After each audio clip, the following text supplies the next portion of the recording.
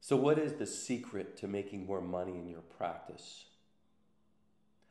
You know, I've often asked that question to myself when I had my practice and I was struggling and we were having money troubles, and I would, do what Mike Michalowicz called bank balance accounting. And basically, what that means is you look at your account. If there's money in it, you're in a good mood. If there's money not in it, you're not in a good mood.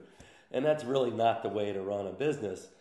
But as I started kind of evolving as a business owner, one of the things that really helped me make more money is not a particular strategy. It wasn't some secret marketing strategy. It wasn't some campaign online. It wasn't some way to get my staff to see more patients. It wasn't anything tactical like that. The thing that really worked for me and has worked for so many of our clients over 11 plus years now is addressing our own money issues. All of us have them. If we didn't have deep-seated money issues, we wouldn't be in healthcare. We'd be on Wall Street. We'd be doing something that, can make a lot of money. But we have a heart of gold. We want to help people. We want to help people in so many variety of ways to move and to live a better life. And when we get into the business of physical therapy, the business of mental health, the business of pediatrics, the business of SLP, part of business is understanding money. And there are times where I would sabotage my business, literally sabotage it, do something negative to my business because of my own personal issue with money. For example,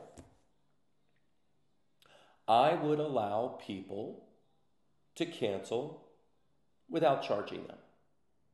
Because I feel like, whatever excuse they gave me, they don't mean it, they're good people, and if I try to charge them, then maybe they'll leave and they'll go somewhere else. That was because of my own fear around money. That I didn't think I was worth my time, that they pay an amount. Well, guess what? Once I started not just charging people, but once I started actually respecting what I do and the value of what I do, our cancellations went down and our revenues went up. That was a mental shift that I had. That wasn't any secret strategy. I knew what to do. I knew you should charge people and all that.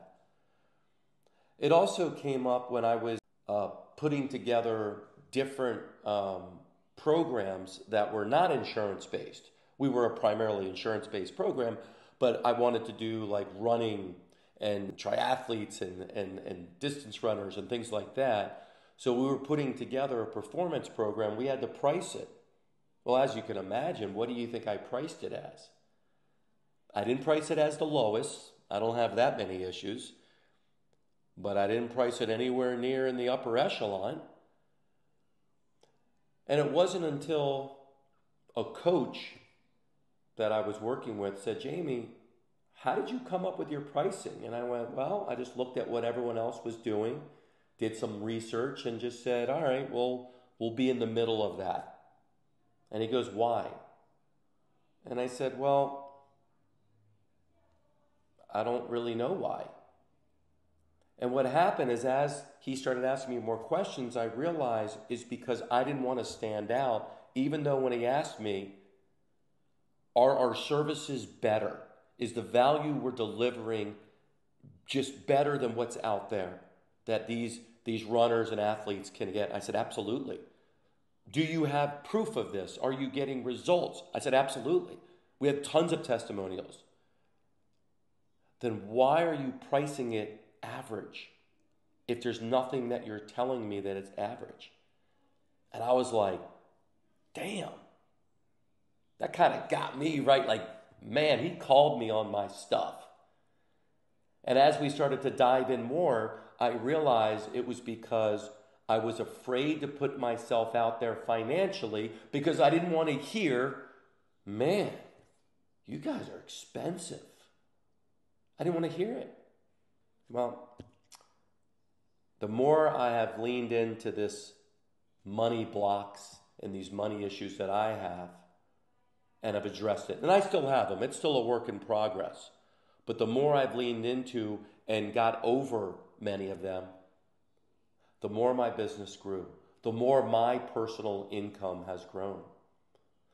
So one of the things that I would recommend, and I do this with my clients, and I tell them, I say, lean into the money issue. Ask yourself, where did this come from? Where did my view of money come from? What is my self-view on, do I feel I deserve to be rich? Do I deserve to be wealthy? Whatever that looks like to you. Do I deserve to make $200,000 a year? Or 300 or 500? And when it starts to get nervous for you, whatever that number is, it might be 100,000. I've talked to people that felt queasy around 100. Start to journal. Where is this coming from? Where has this coming from?